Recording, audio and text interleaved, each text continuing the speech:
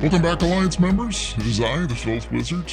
I am obviously here because of the opening of the brand new Neil Breen film, CADE, The Tortured Crossing. I probably will have a couple of spoilers at some point, but I will clearly mark those in the video so you can skip them, but be sure to stick around for the ending for the PIM rating so you know exactly how I felt about this film in depth. But first we need to discuss something that really disappointed me about this film. Now I really don't want to sound like a bitter gatekeeper here, like, oh, Neil Breen's my special little goat. He's gonna get ruined now that everybody knows about him.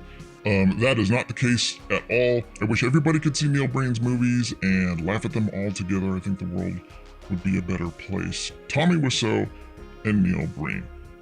Tommy Wiseau, everybody knows him because there was a movie made about him, and he tours around with his one movie. He's made several other films and many other projects, and they all fucking stink. Why did they stink? Because Tommy immediately became self-aware of why people enjoyed his movie. Because it was bad and it was stupid and people were laughing at him. Now, on the other hand, Neil Breen continues to make film after film while maybe being somewhat aware of what people think. He doesn't give a fuck.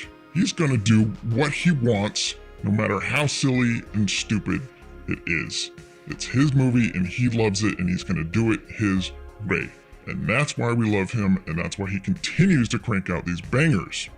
Now, unfortunately, I'm here to say that I think that era may be coming to an end if it hasn't already.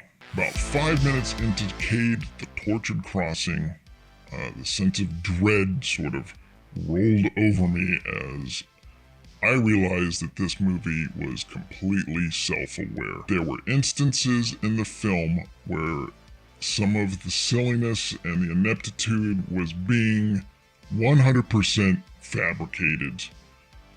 There was stuff that was way too silly. There was kind of like moments where they repeated like, oh, greatest hits. Like, remember when he did something silly like this? Well, here it is again, except we kind of forced it. There were mistakes in the editing that I don't think anybody at this point would have made. There were like scenes where the music would just cut in and then cut out, like right in the middle of it. All right, here's where I'm going to give a couple of specific silly examples that don't really spoil like the plot or anything like that. There wasn't really a plot, but if you don't want to hear the stuff, then skip to the time code that I'll add here later. Almost at the beginning of the film, the Brainster's walking across the street and there's a green screen bus coming and it hits him and there's like a cartoon splat sound and he falls down, gets back up and keeps walking. Now, it was super silly and the audience was laughing. I was laughing, but I was immediately like, but he gets back up and it didn't have anything to do with the story. And I was immediately like, okay, that was put there for a laugh. Obviously put there for a laugh. I mean, at that point, I was kind of like, okay, they're having a little bit of fun. That's okay, right? Well, about 20 minutes later, there is a scene where he is fighting with an animated tiger. And it's so over the top and ridiculous, and it kind of goes on way too long.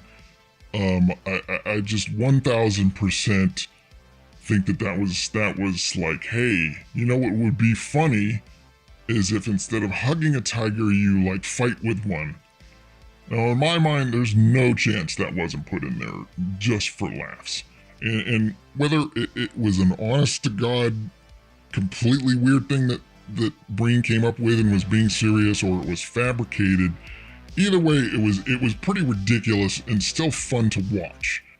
And obviously the issue here is that the silliness and the things that people were laughing at before were coming from Neil Breen being super serious and earnest and putting these ridiculous things in his film that he in his own mind didn't think was ridiculous, that he thought was awesome, right? But now we're putting things into the movie because they're ridiculous. So now it's a Tim and Eric skit.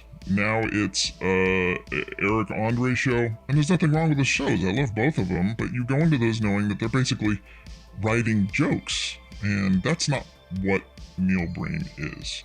And who am I to say what Neil Breen is or what he should be?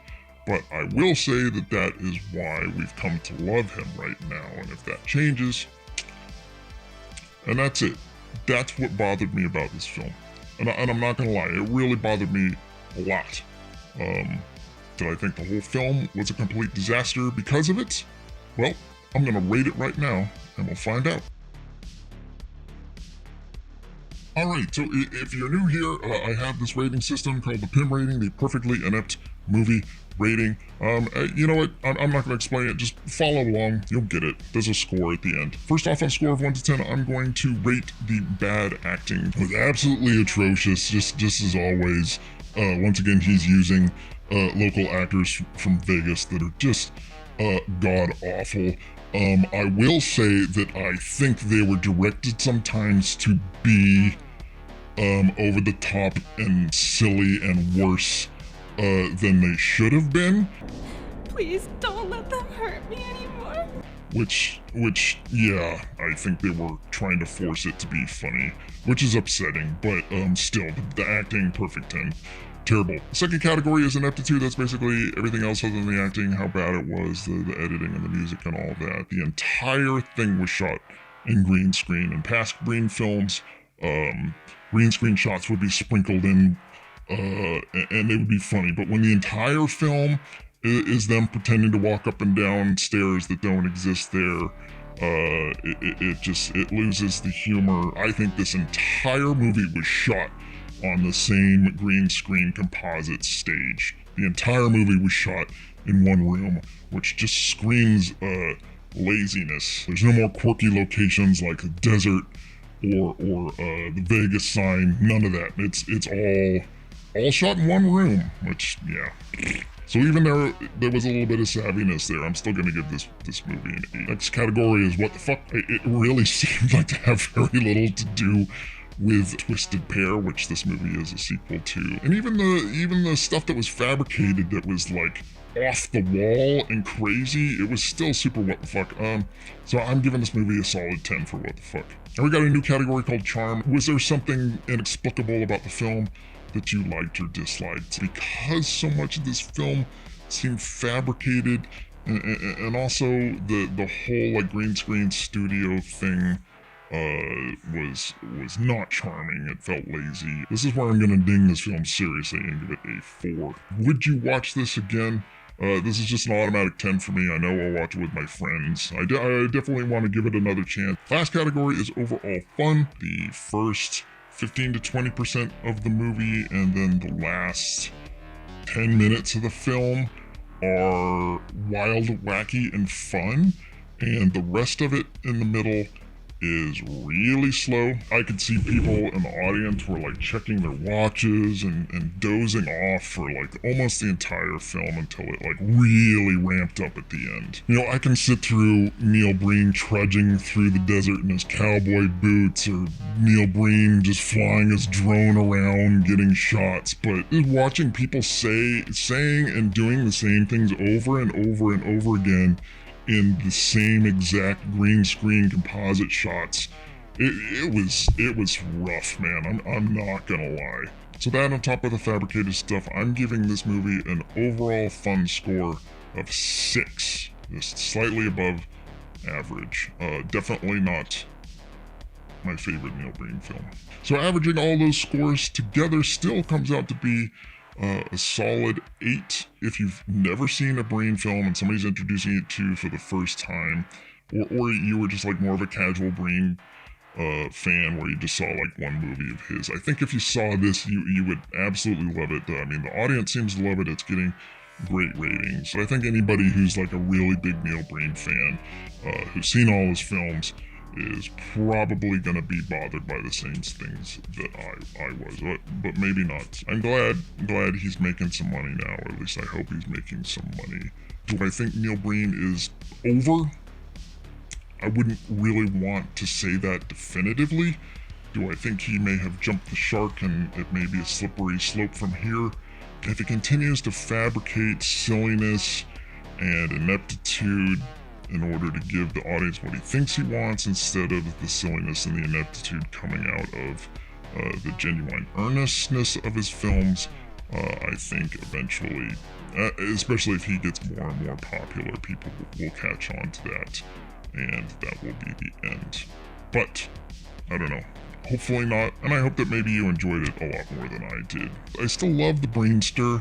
Maybe there's a chance that I'm completely wrong about all this. Or just let me know in the comments. You think I completely disagree and that he's still just as delusional as ever, and all of that was done in earnest?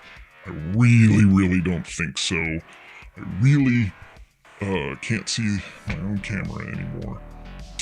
That's all I have to say. Thanks for watching, and till next time.